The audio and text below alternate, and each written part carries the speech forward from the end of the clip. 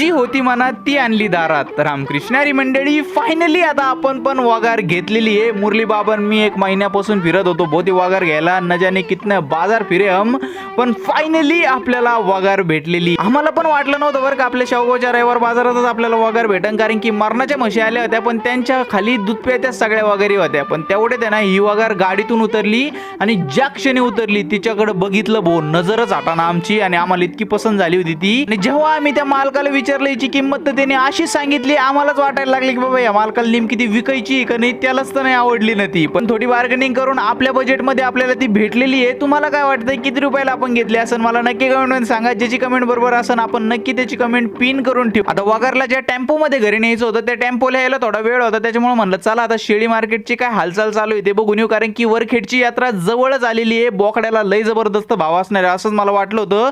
आणि जेव्हा मी मार्केटमध्ये काय उतरलोय भाऊ, काय सांगू 10-12 हजाराच्या खाली कोणी बोलानाच भाऊ, इतक्या जबरदस्त भाव सुटले होते। आता दरवर्षी मुरली बाबाची सुद्धा कंदोरी असती बरं का, पण ते विकत बोकड नाही घेत, त्यांचा घरचाच बोकड असतो। विकत घेतलो कधी परवडायचं बाबा, बोकड इतके भाव सुटलेले मी तर डायरेक्ट डोक्यालाच हात लावला होता, म्हणलं चला घरी। आता टेम्पो पण आला होता, मग वगारला घरी आणलं। वगार कशी मला नक्की कमेंट मध्ये सांगा। जेव्हा मी तिला पाणी ठेवलंय वो, जेच पाणी पिली इतकं ताणली होती, अवघडच आहे भाऊ हे माझरचं काम।